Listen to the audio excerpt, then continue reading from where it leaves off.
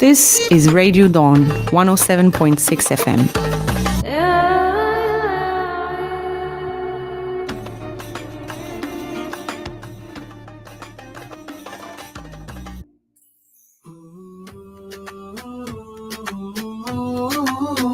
Sports Live on Radio Dawn, your weekly roundup. The action goes on.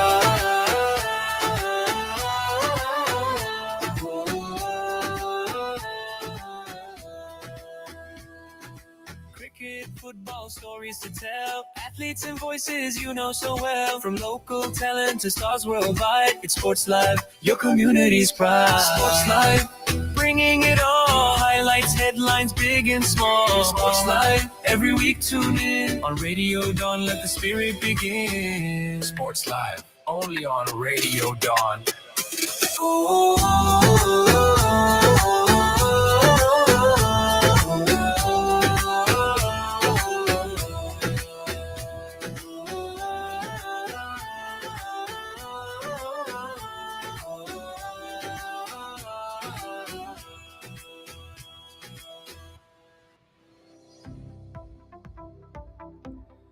Assalamu alaikum. You're tuned into Radio Dawn 107.6 FM. I'm your host Arshad Hussain. It's 7:21 on the dial. It's 19th of August, Tuesday. I hope you're fine and keeping well.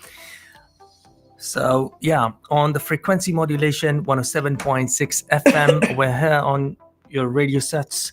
You can always listen to us on our website, live stream, www.radiodawn.com, and also you can download an app on your Android phones or your Apple or iPad, iPhones, and you can take us wherever you go.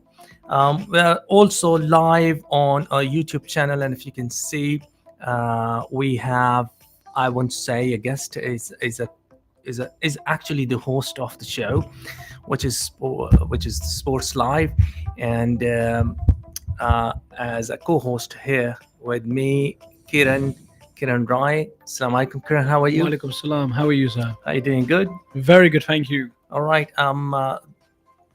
Many of the viewers, I would say, because we are going live on a YouTube channel, and some of the listeners are familiar with your name and your face. You're a senior political and sports journalist. You've done so many interviews. I mean, from the political leaders within the UK and in Pakistan, Imran Khan. Of course, I've seen some of your interviews with some high-profile sports personalities and political personalities, including Mike Tyson. You've done an interview. You've done an interview with Elon Musk very recently. His father, Elon Musk.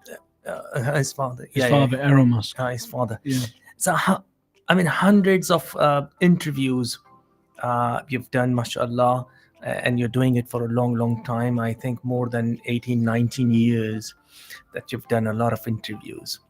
Tell us about your journey, how it started, and how is it being until now? Yeah, it's been good. It's very interesting, actually. Journalism is a great opportunity to meet certain people. It's a great opportunity to find yourself and find other opportunities within the circle that you're dealing with. When you're interviewing somebody, for instance, you always make sure that you do your craft and do your work beforehand, and always make sure that when you interview somebody, it's always there's always a great story behind it. Interviewing Mike Tyson, as you said, Mike Tyson is the most famous figure in the world, or one of them anyway. Yeah. So, he was a very interesting character to meet over Zoom and discuss with him, because he was just doing it before Jake Paul, right? When he had that fight with Jake Paul. And, for the likes of Imran Khan, etc. Right. I was very nervous because I knew what would happen 24 hours later. Even though he was ready for it in the interview and said, I'm ready to go to jail. regardless what anyone says, I'm ready to go. But the fact is, I was also nervous for him, and also nervous for the questions I was asking Imran, because you're interviewing a prime minister. Yeah. You're interviewing a Yes. prime minister that has And billions and billions and Yes. billions of fans around the world Yes. Yeah. and followers. Yes. So I have to be very careful what I say. So it really is. It's been a great 80 years of journey. Mashallah. I don't know how long I'm going to be doing this Yeah. for. I don't know. 80 years is a long time. And then, mashallah, the spark and the energy I see in you, you're not going to stop very soon. Well, we'll see. We'll see what happens. I mean, I have to obviously look at myself and Yeah. obviously get married and this kind of stuff. I've been doing this since I was 16 years old. Yeah, mashallah. Doing it 2 years, Right. it's a bit of fun. Yeah. Doing it 10 years, Yeah. okay. But when you do it 15 plus and Yes. nearly 20 years, Mm. it's not a gimmick. Yeah. It's not a joke. Yes. So, it's an interesting thing. We will see what happens. We will see what happens in the future. But there's always great things always working on. Do you remember which was the first personality you interviewed? Well, the first person I ever interviewed, I'm not going to lie to you, without sounding big-headed, I have done thousands of interviews. Yeah, the first one. I forgot. Oh, yeah, I generally have forgotten. Okay. I generally have forgotten who's the Right. first person I ever interviewed. Yes. It just, Yeah. I can't remember. There's that many people I generally forgot. I But mean, they've all been very lovely people to me on camera and behind Yeah. camera. Right. Name a few that you really liked interview. Well, I recently interviewed Canelo. Mhm. Canelo is the best pound per pound fighter in the world. Mhm. I interviewed him in Saudi. Mhm. He's fighting against Crawford, Okay. and they got a massive conference, massive fight soon. Prince Harry, Right. Okay. met Princess Anne. Mhm. Didn't actually interview her. Sat with Prince Harry at the Invictus Games. Mhm. I was invited to actually go. I was invited as a media accreditation to be at the Invictus Games, and I got offered to sit next to Prince Harry. We had a lovely conversation, Beautiful. and there's been some amazing people. Boris Johnson, when I was invited to Number 10 to meet the Prime Minister, it was an amazing opportunities. I can't. Everyone's been very great. Tyson Fury, Mhm. he was a great guy. I could tell he had a lot of pressure, a lot of stress on his neck. Anti Joshua. Mhm. There's so many great people. Yeah. I mean, yeah, I understand that interviewing someone, you interviewed people from different walk of life. Mm. Some were political, some sports, and education, or and you have to prepare accordingly Yeah. and ask questions. But and you have explained in the beginning, what skills that one should have or bear in mind before going for an interview. But what was your or is your key points, I would say, that you keep in mind while interviewing someone? Well, I tried to find the best out of them. Mhm. That's the honest truth. When I interview somebody, I want to find out exactly about them. I want to know who they are, where they're from, where they came from. Sometimes, like, I'm known as a journalist to be able to ask difficult questions.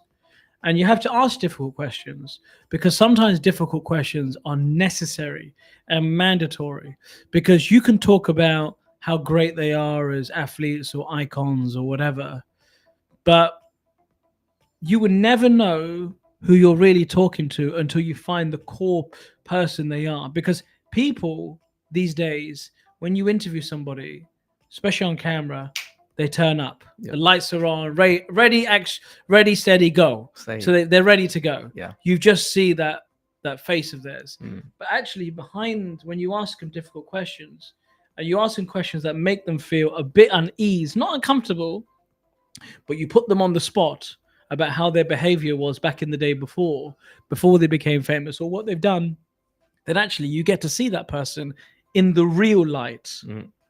in the real light. So I remember when I was with when Rishi Sunak, the Prime Minister, he was in Newcastle, and I got a call saying, Rishi Sunak is round the corner from you. So I managed to I tried my best to try and doorstep him, and I was with a camera crew, and we tried to get him. I asked him a question, when he was walking, I was asking the questions. He didn't want to have a conversation with me. He totally ignored me. But we were walking for about 2 minutes, and I asked him, why did you the election, why did you cancel the next general election? Why did you do that? And he wouldn't answer me, but it was a question that needed to be asked. And his silence said everything to me, because it made me realize the Prime Minister of the United Kingdom is ignoring my request because he knows that if he does answer that question, because why did he cancel the general election? What was his need for doing that? Even though he is a very good Prime Minister, and being the first Hindu Prime Minister is an amazing thing. You understand? To be the first Hindu Prime Minister, especially in the United Kingdom, is very tough. And I salute him for that. But certain things that he did, we have to agree to disagree. Boris Johnson, for instance, when I met him, I asked him the question at Downing Street. And I said to him in a very funny way, because I was when we invited the Mama 10, we had dinner, we had drinks, etc. And I asked him on the side, where did you have the party? Show me where you sat. And he didn't like the question. And it wasn't on camera, but it was just me and him. And then from the whole party, he never kept in. He didn't want to come anywhere near me because he realized this guy asked him.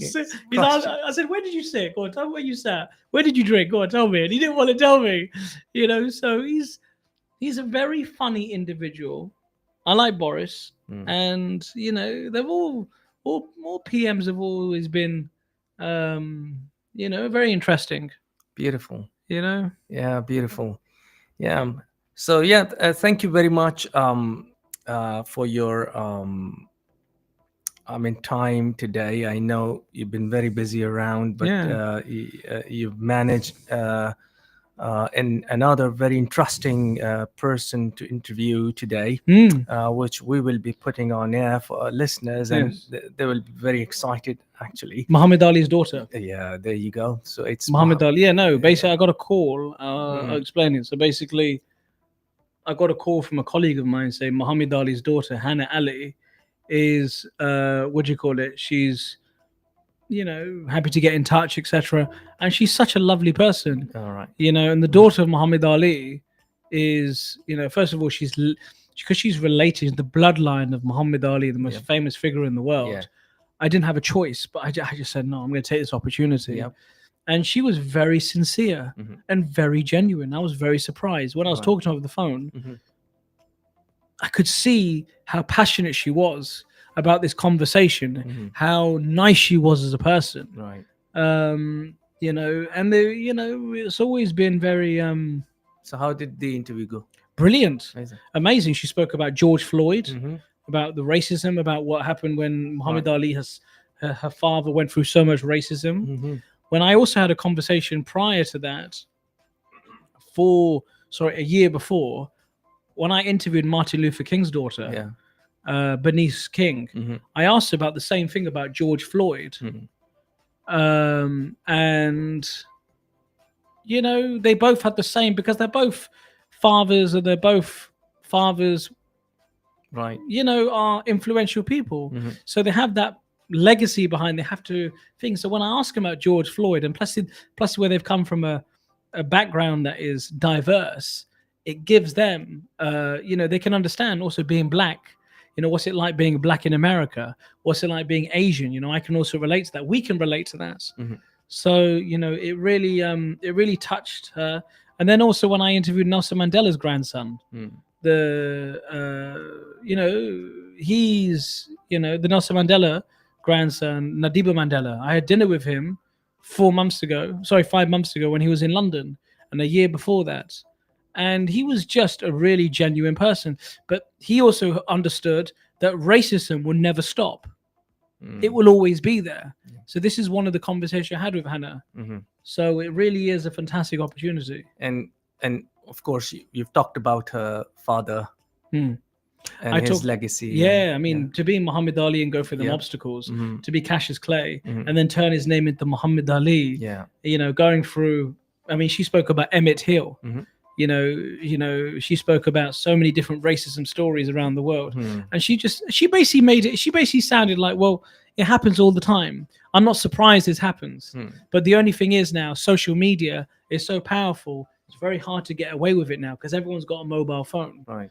Back in the day, no one had a mobile phone. Yeah. So you could So- behave yeah. really badly. You can run away with You that. could run away immediately. Yeah. You know, so this is where the problem lies in. And so many influential families that I've spoken to have always said the same thing. They've always said the same thing, that we're so used to it, it makes no difference. Yeah.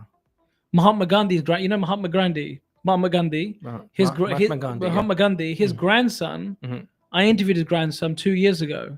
He doesn't ever do interviews. I managed to track him down and do an interview with him over Zoom, and he said to me, "This exactly the same thing.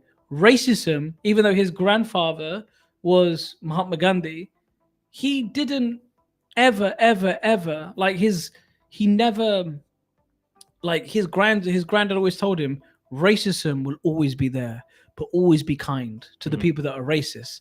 I don't understand that. I can't understand that. Why would I want to be nice to someone that's racist towards me? I'd rather say, look, that's enough. I don't want to have a conversation with you. But there's no need to be nice to them. But obviously, Mahatma Gandhi had a different way of life. He had a different thought process. Did it work? I don't know. But he's still the way he is today because of his name, because of peace. Yep. So, you know, many people have the same decision or the same opinion about racism. And that's one of the reasons why we had that great conversation with Hana. Beautiful. Yeah. So let's put the interview there. Yes, it's going to be amazing. Right. It's going to be amazing for Beautiful. Nottingham. Yeah. Amazing for Nottingham. Okay. So, this interview was recorded earlier today. And we're putting up for our listeners and our viewers on the YouTube. So we'll let the listeners listen to it. No problem at all. I cannot wait for all of Nottingham to read this. And listen to Okay, this. there we go.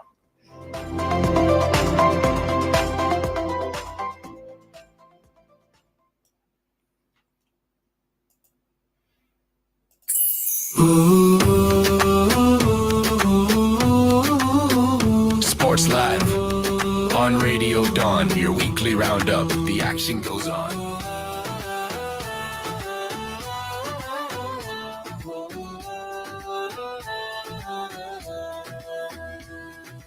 Cricket, football, stories to tell. Athletes and voices you know so well. From local talent to stars worldwide. It's Sports Live, your community's pride. Sports Live, bringing it all. Highlights, headlines, big and small. Sports Live, every week tune in. On Radio Dawn, let the spirit begin. Sports Live, only on Radio Dawn.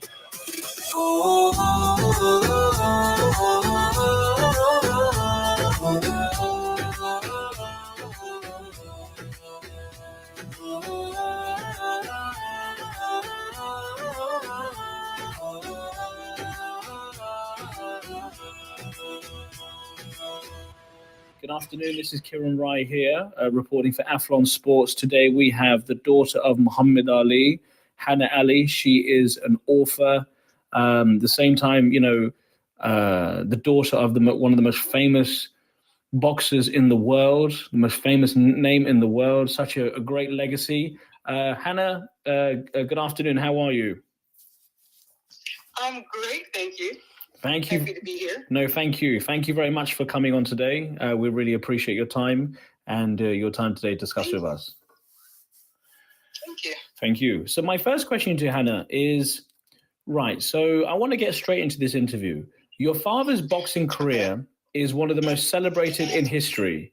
In your eyes, what was his single greatest fight and why? That's a good question. My father would tell you he always turned everything into something spiritual, So in his life, looking back, thinking about everything he's been through, I think his greatest fight was when he was in his youth, in his 20s, and just getting people to respect and honor him as a human being. And I mean that because, the segregation and what people of color went through.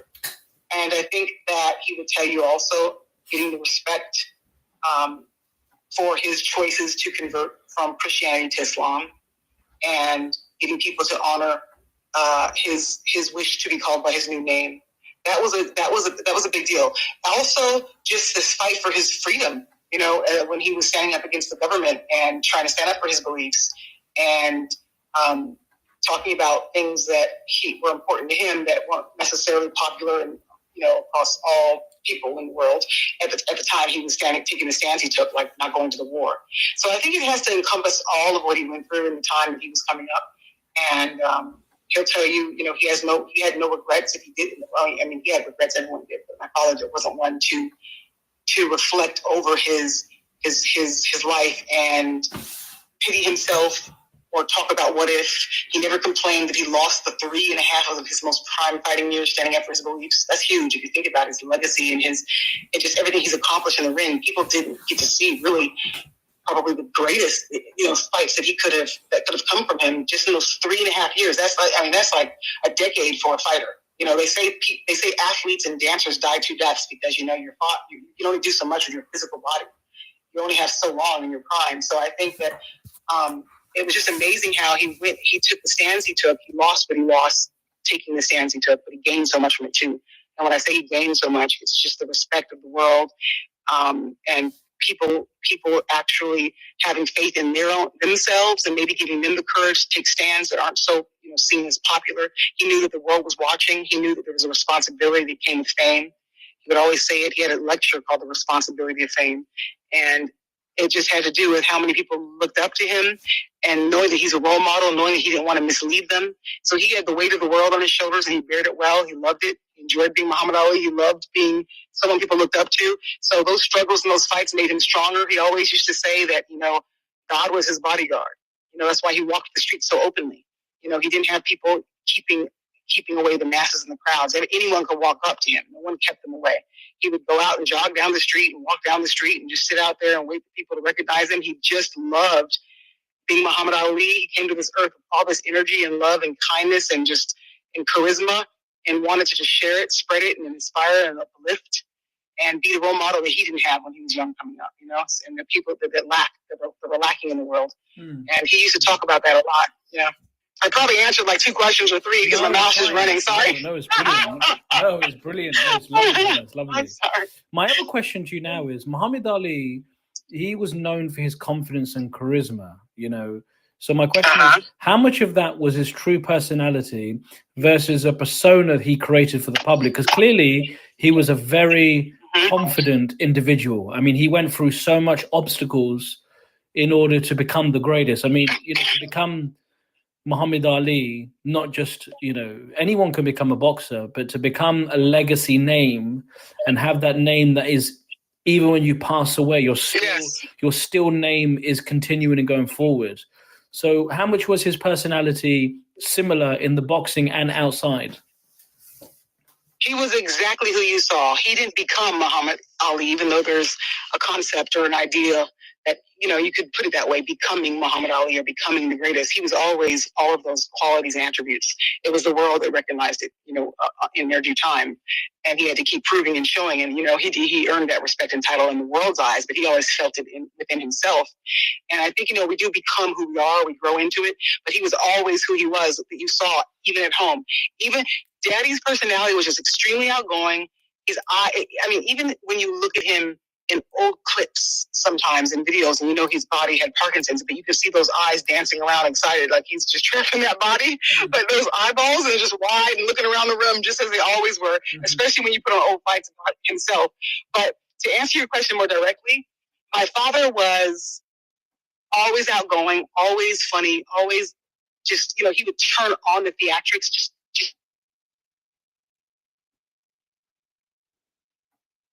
in public, but it was still there.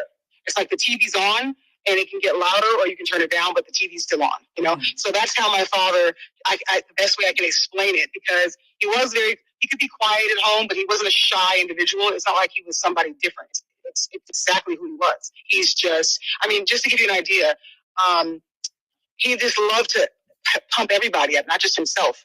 He loved to stir things up and to shock and shake up the world and shock people and amaze people. So, or make them feel good and make them feel like they were the greatest. Like whenever the cook would come into his office and bring him his dinner when I was a little girl, he would just be so extraordinary about over the top about praising her meal. This is the greatest meal you ever cooked. Oh my God, you're the world's greatest chef, you know? Or the mailman, I'm not kidding you.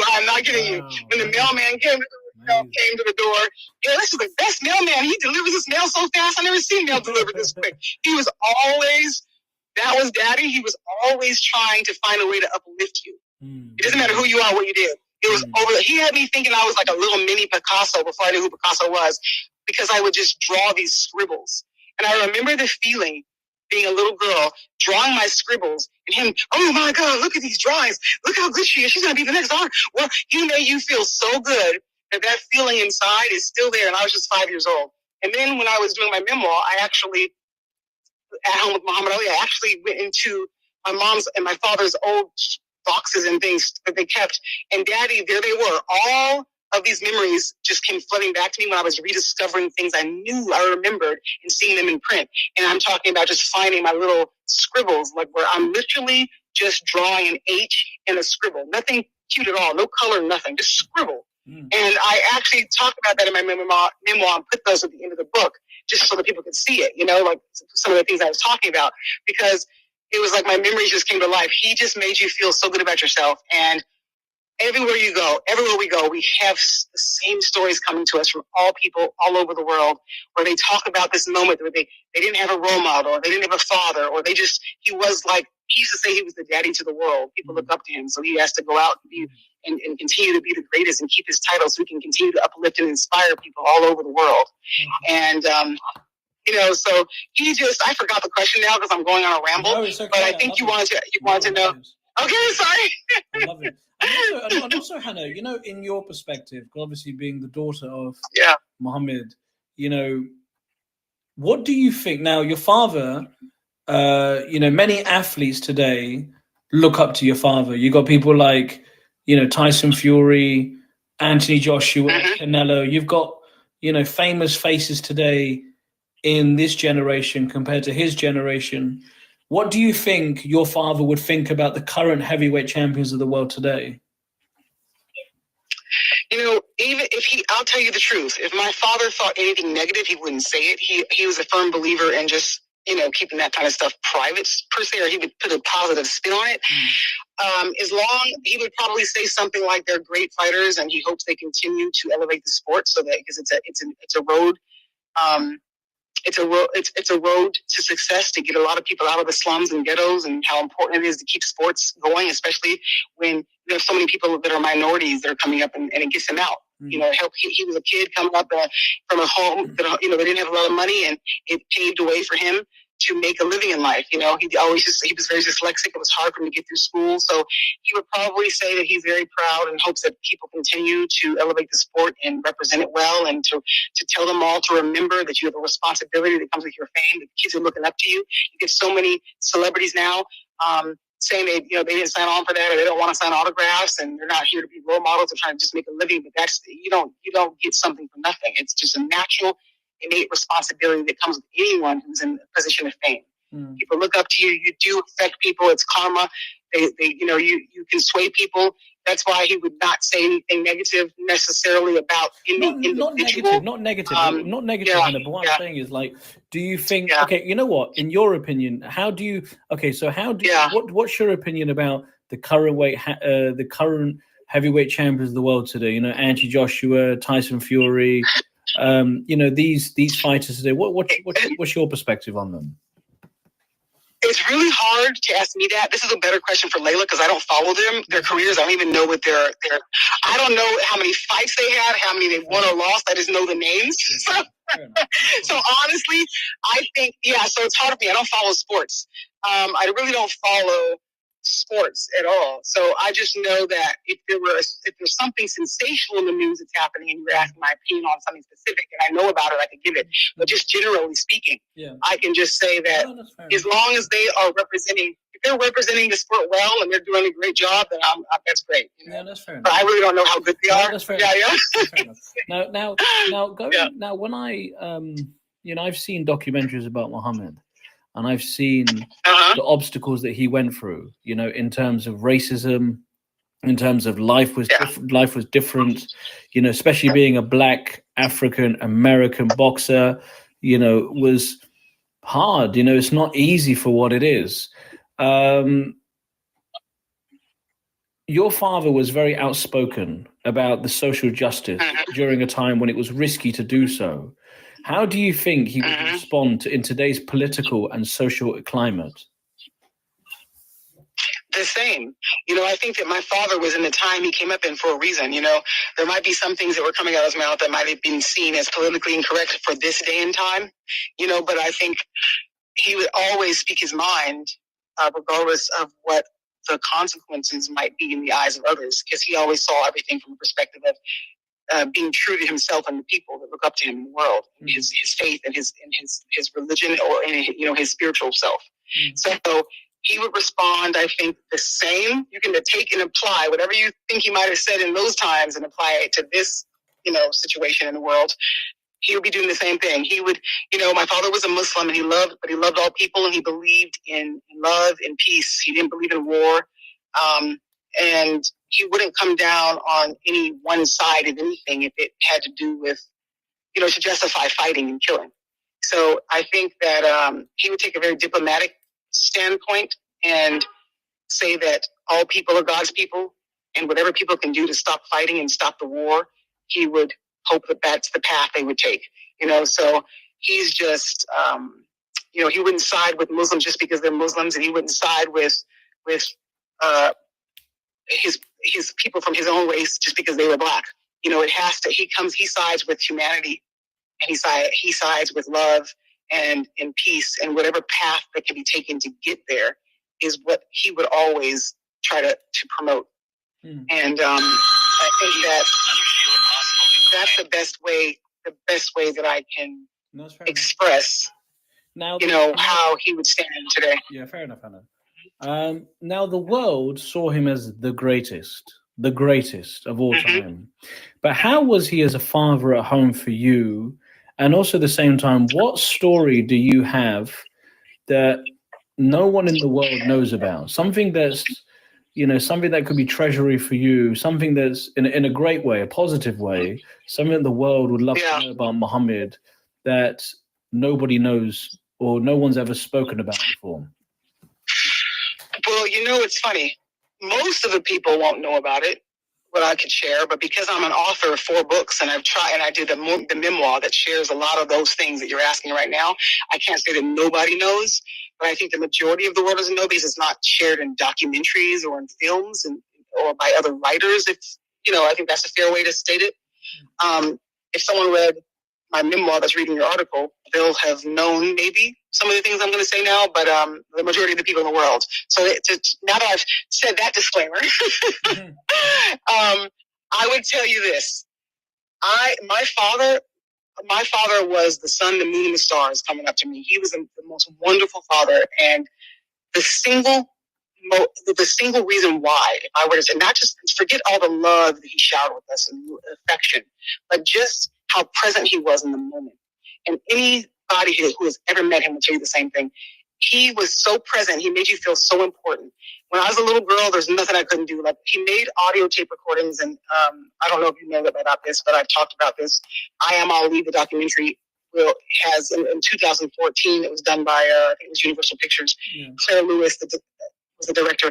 I licensed 12 minutes to that film, and I talk about them in my memoir. But he would record us singing, laughing. He would go to school recording the people I had crushes on when I was 3, 4, 5, 6 years old.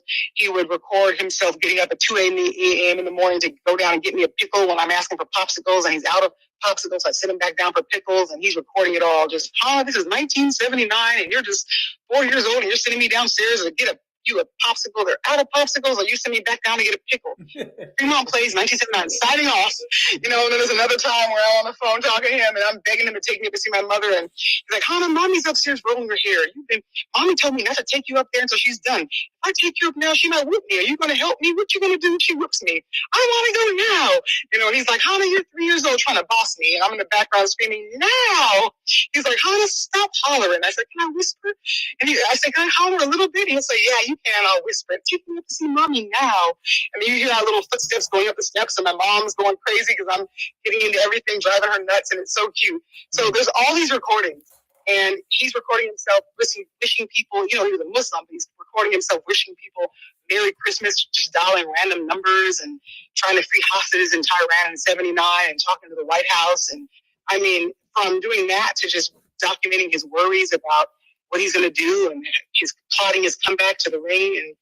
And he was he was ahead of his time. I said to myself, oh my God, these are the world's first reality shows. You know what I mean? So no one knows they exist when I discovered them. So my dad was just an amazing father. To be a world figure the way he was and to be so present when he was at home. And I say this, there's 9 siblings. And none of my siblings will tell you different. Even my siblings that didn't grow up with him, he did the best he could. It was more so over the telephone or bringing them to visit because they live with their mothers in different states. But he gave all of himself to us. He showered us with love and affection. He was constantly trying to raise us with spiritual awareness, letting us know early on that the world would treat us better because of who our father was, but nothing in the world will ever make you better than anybody else outside of your own heart. And he taught us to develop. He said, you're going to learn in school how to be a good lawyer, a doctor, or a good mathematician, or whatever it is you go to school for. You're going to learn. You're going to study. You have to also study and work at keeping your heart pure and humble. And constantly reminding yourself that all people are important. Make them feel good, uplift them, give them time. And that's what we saw growing up. We literally emulated him. My dad would bring, pile homeless people up in the back of his car and take them home with us because he thought it was a sin to have 30 empty rooms in our house. My mom would then put them into the hotel, pay a month's advance, but Daddy would bring them home. So, I have my memories growing up eating at Carl's Jr. on Wilshire Boulevard in Los Angeles and in Carnations when it was there on Los Angeles, Wilshire Boulevard, with homeless people sitting next to us, that he would just pile up and want to take in to get some food and sit there with them so they actually got served and ate their fill. So, we couldn't get anywhere. When we would go to the movies, go to Disneyland, even in the airports, he would stop and sign every autograph. We would miss our flights, miss our films, not get to where we were going because he couldn't stop. So that was the hardest part when he got Parkinson's because it was so difficult then to physically do those things. And he would still find ways to improvise to be able to give back because he felt he was given so much. And he just wanted to make people happy. And he knew that he could affect their lives so drastically, positively. And he remembered how hard it was and how painful it was when he was a little boy and his idol, Sugar Ray Robertson, turned him away. Not even a little boy, a teenager. He was going to the Olympics. He had not won the gold yet and stood outside of Sugar Ray Robertson's club for hours waiting for him, and then he wouldn't give him an autograph. And he never forgot that feeling. So it was so important to him to sign every autograph, to shake every hand he could, So, and it's physically impossible to do that, but he would try. We would spend hours sitting up with him where he would just sign autographs, so that when he could have piles of them and he couldn't physically do every one, he could at least hand people them as we were going through massive crowds. No, he was really, so, my father... He was really extraordinary. Oh, he was amazing. Extraordinary. I can't even tell you. He drove me to school in the morning. He would send me. He would wake me up with kisses every morning in my bed. And I remember being a little girl peeing in the bed. And Daddy, I peed. And he'd still just lay there giving me kisses. Oh, wow. He was... So, yeah, I'm just telling you, he was amazing. I think the greatest compliment I ever heard anyone give my father that sums him up. And I forget who it was. I think it might have been, was it Dick Gregory?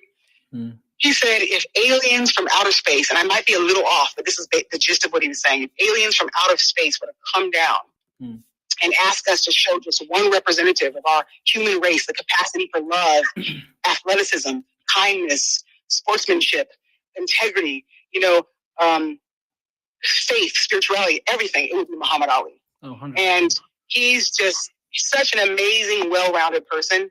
He was such a great role model, even in defeat, how he lost, how he handled fame, how he handled defeat, how he handled fame, how he handled his flaws. He didn't hide from the world. it was known to the world what his flaws were. He liked pretty women. He liked to be married. And I'm glad because we're all here. So Yeah, no, it's so and he didn't hide it. Even out of wedlock, the children he had out of wedlock, we all were brought together every summer. He wanted us to grow up together, to know each other. He didn't try to hide anything from the world. So if anything, he took on some of the blame for some things that weren't even, I would say all his fault, just because he thought that a man could bear the negative press better than a woman. So he would just never talk bad about people and always try to grow spiritually and be the best person he could be, so that he could lead people in the right direction spiritually too, and in life. Okay. And that was his goal. And that's why he's so loved and revered and respected, because you just don't have role models like that anymore. People just don't care that way. They don't have that same, sportsmanship. He was such a clean living individual. He didn't smoke. He didn't drink. He didn't want to ever take any endorsements that promoted liquor even, or anything negative, cigarettes, nothing to lead people in anything that might cause harm. He didn't gamble. He was such an amazing, perfect example of a role model for kids and the youth. He would have been the best, superhero in or anyone to look up to, because he, like I said, he was such a great role model. So I think that we lack that nowadays, unfortunately. People just don't have the same sense of responsibility. They live their lives and they want to just, but that's why he was special. He was different. And that's why one of the reasons why he was considered to be the greatest, even outside of the ring, because he was just such a well-rounded individual and such a unique human being. And I love him for it. I always will. And I'm so proud to have his blood in my veins because of it. Well, you should be. I mean, to be the daughter of the most famous boxer in the iconical face in the world. Never mind boxer. But it's so funny, because that's not what makes me proud. There's so many people who are famous because they did a movie or they did A, B, or C, and that's it. What I love and feel proud about being associated with my father is his humanity. Mm-hmm. It's just because of how huge he got in the world, and in a time when there was no Instagram, no social media, only 3 major networks. Can you imagine him now, his success now? Oh my God. He got that huge with just 3. Yeah. So Daddy, to maintain that humanity and grace and class and spiritualism. Well, he did it without social someone's done it without social media. I mean, that is more hard, because with all due respect, that's what I'm saying. Yeah, it's very easy to become. It's quite easy to become. Yeah, it's not the fame that I'm associated with that I find pride in. It's not even at all inspiring. The hard work. It's his humanity. It's his heart, his humanity. How much he cared and loved people, and how he tried to spread that. How much faith he had in his religion and his spiritualism, that still didn't condemn other people for theirs, but tried to spread the beauty of the truth in it, and still kept an open heart. And that to me was the greatest success, and especially in someone reaching that fame level. He never talked bad about people. He always forgave. He didn't hold grudges. He was a positive person spiritually on so many levels. We always say he's like a big ball of love. He was just an angel in his skin. He was a beautiful person. When people would come over, and he would always try to share his food with them. I mean, he mastered the hardest lessons that people come down here to learn. It's just forgiveness, kindness, caring for people outside of your own immediate family. He had it in spades, So that to me is why I feel so proud to be associated with my father, who he was, and the fact that he got that famous and was able to manage to keep on and hold all of that within his spirit and never let it diminish, but only it grew, and then try to spread it for other people to follow, and kept that responsibility for fame and love people and try to be such a positive role model. That's why I'm so proud of who my father is. And then on top of the fact that he was the greatest, baddest athlete on the planet, that didn't hurt either. So exactly. So you're winning in both. You're winning in all aspects. Right. You're winning in all right. aspects. So, I agree. And also, my last couple of questions for you, because I don't want to take your time too much. Sure. Muhammad Ali famously said, "Don't count the days, make the days count." It's a very famous slogan that he says. What does that quote mean to you now? I would have to say, I think, obviously measuring your life by how much time you have, and instead of measuring it by what you do with that time. I think that, let me think about this one. Hold on a second. Let me give you a good answer, because I think that what you do with your time matters more than actually all the quantity of time spent. If you're not doing anything meaningful with it, then it's just not, that's what my father would tell you. It's not worth much. Like he used to say, people will remember, they'll forget what you said and did, but they'll never forget how you made them feel. So in respect to that, I feel it applies the same to that quote, but in a different way. It's like what you do with a minute. If in 1 minute you can make somebody smile and feel good about themselves and uplift them, it's more important than hours spent, doing nothing impactful and meaningful. So I think if you take it in that respect, that is what it means to me when I hear that, knowing my father. So like I said, just spending a quality minute with someone, looking them in the eye and listening to them is more important than spending an hour with them hanging out in the same room, not having any meaningful conversation. So make the moments, make the days count, be in the moment, live in the moment, just be alive and work hard in whatever it is you're doing, put your all into it. If it's a love that you're giving to someone, a meaningful conversation, if you're working out and you're an athlete, make it count. Make the time we have count in the moment because it's fleeting. And think about what we do in a day. Sometimes when we're busy, we can get through a whole day and look back and say, dang, did I do anything even productive in this day? Like I got so distracted. People are scrolling on social media, they're watching TV, they're doing their job, they're doing whatever. And you might not have a meaningful 5 minutes you spent with someone you love or care about. So that's how I take it. And that's what it means to me. Brilliant. And I think that, brilliant. Yeah, my father would agree. Right, I'm going to ask you a sporting question now. Okay, let's hear it. About 2 months ago, I interviewed Mike Tyson over Zoom. We had a very splendid conversation, and we spoke. And we had he was just fighting Jake Paul, the boxer, the YouTuber. It was part of his press junkets, basically. And I've always wanted to ask, I know Muhammad has always had a lot of respect for Mike Tyson, and Mike has also had a lot of respect for Muhammad. There's been so many people who wanted to know when the prime Mike Tyson could fight against Muhammad Ali in his prime, at his prime.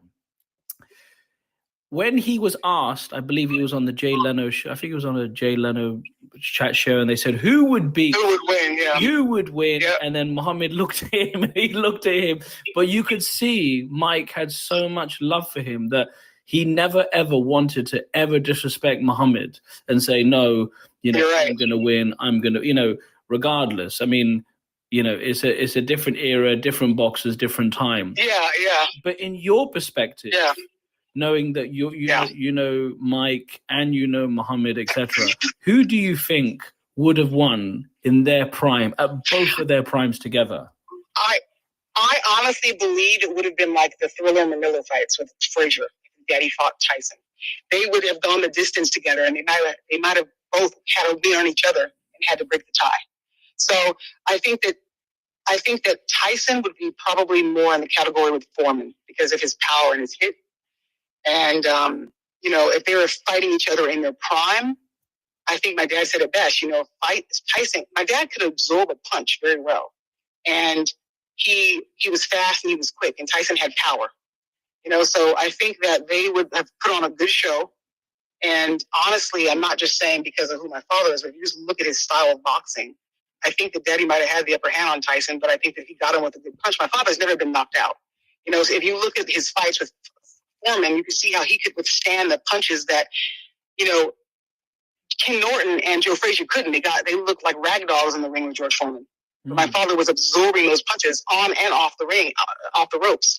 And it's because he fight styles are so different and different fighters. And that's why Daddy was the greatest, though, because here are these two fighters that he didn't do as well against or gave him trouble in the ring that could not withstand a couple of rounds with someone Daddy went the distance with almost and just absorbed those hits, and they never knocked him out.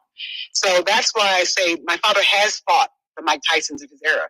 It's not like you look back at his record and say, okay, he's never been in the ring with a great fighter who was powerful. Sonny Liston,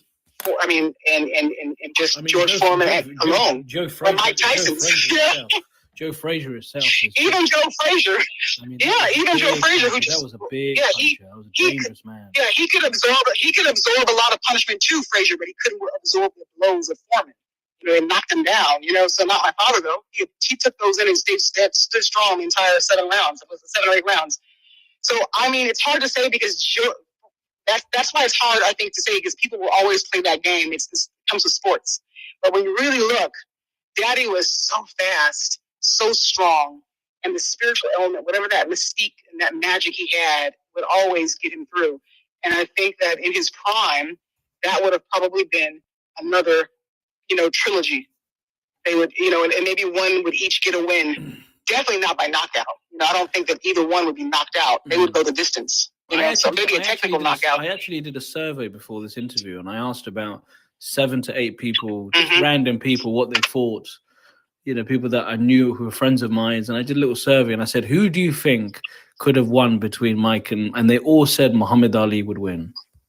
Yeah, they love Daddy. They love Daddy, but you know what? Single person said Muhammad Ali. But they said also Mike Tyson was dangerous, but Muhammad Ali could take danger. He could take the danger. He absorbed it.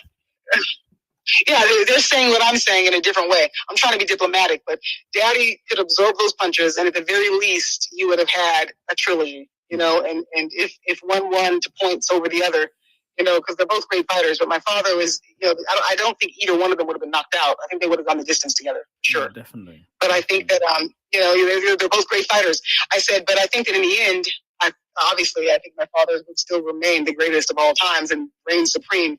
The only fighter you will ever hear my father say was greater than him. Can you guess? Sugar Ray Robertson. Ah, okay. The only fighter my father has ever actually said is greater than me is Sugar Ray Robinson. And that pound for pound.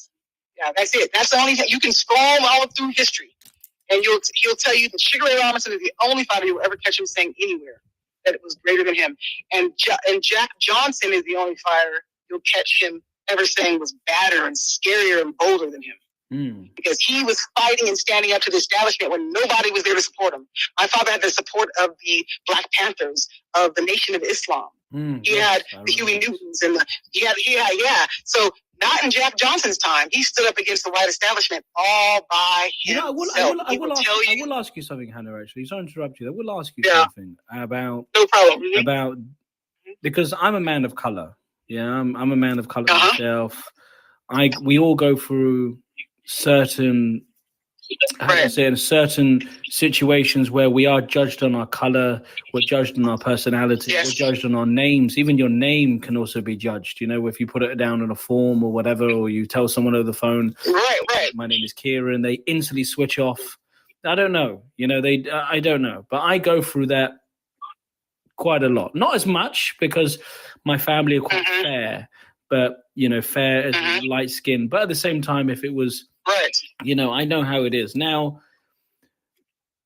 your father went through so much racism and so much obstacles. Now, as you know, I don't know if you remember a story about George Floyd.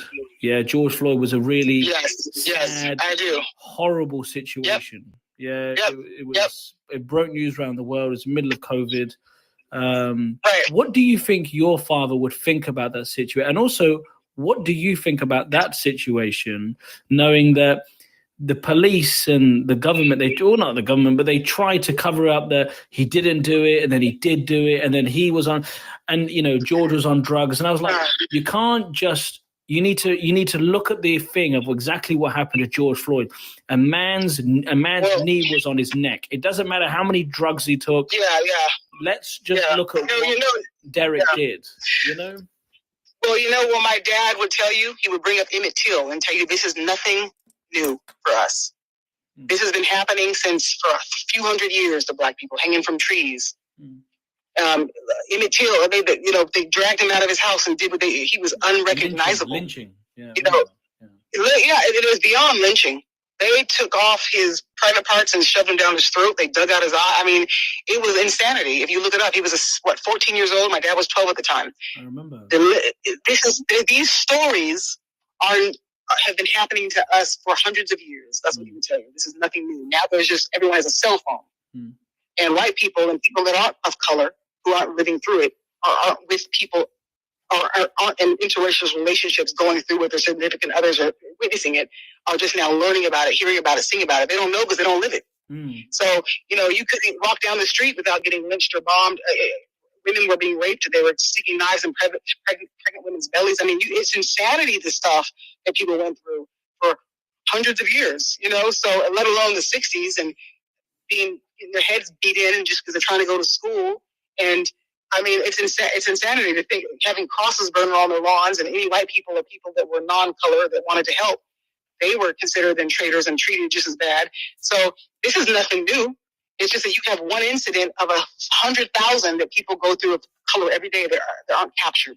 You have people on Oprah that are coming out in the 80s and 70s when the world wasn't watching as much, didn't care as much, talking about cops that were, there's one show that I saw recently where a cop was coming clean about like 350 black people he wrongfully convicted, planted drugs on. So this is nothing new. No, yeah, it's nothing new.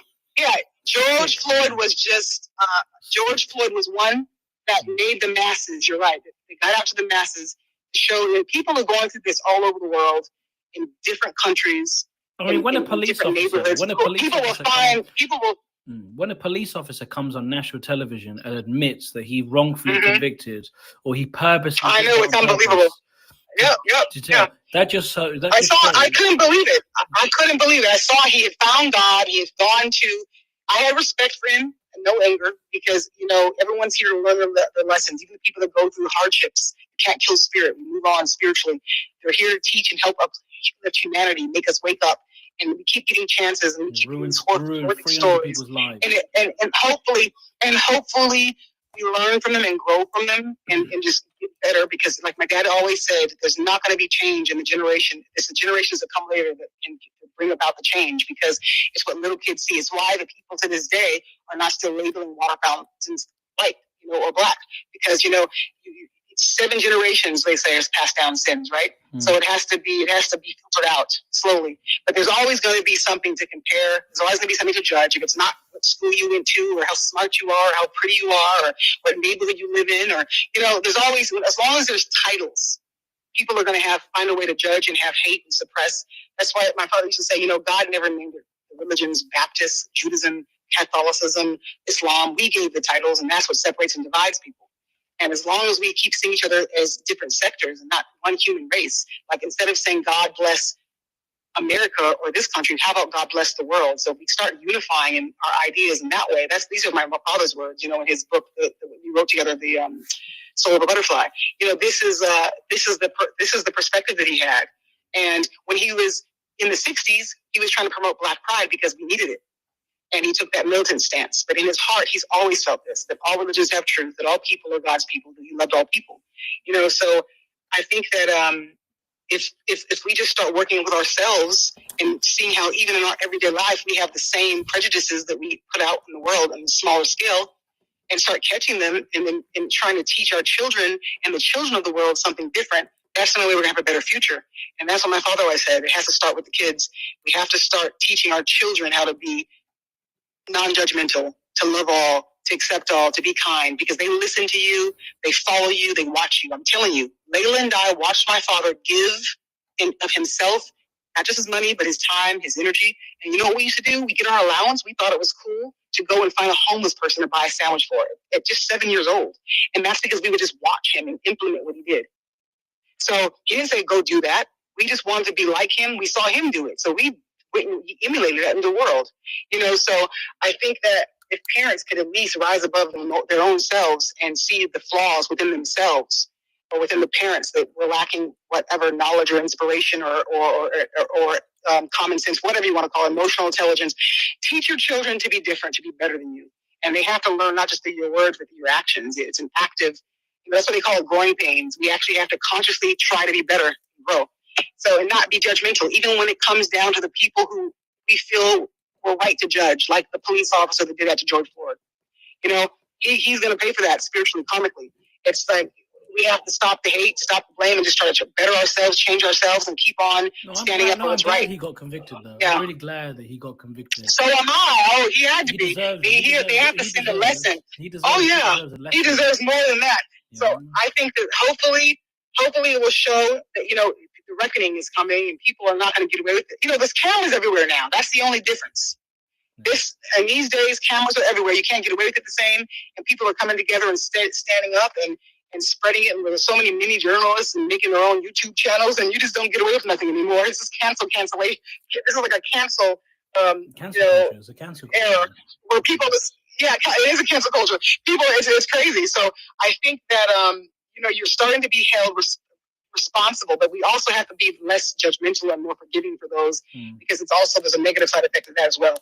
But that's what I believe, and my father, I think, would say. Hana Ali, I want to say thank you very much for this lovely interview. It really was a spectacular insight into hearing about, you being an author, discussing your father, all the great. Thank you. And it really was very interesting. So please come back to again in the future if you've got any more stories, as you know. And well, I'll tell you one thing I know that I'll tell you. I say a lot of people ask me this, and I think it was one of your questions, but you didn't get around to asking because we were talking so long. People always say, how do you feel being his daughter? Do you feel like you're in his shadow, or how do you feel with yourself in life? And it's so funny because I think to myself, I never feel that.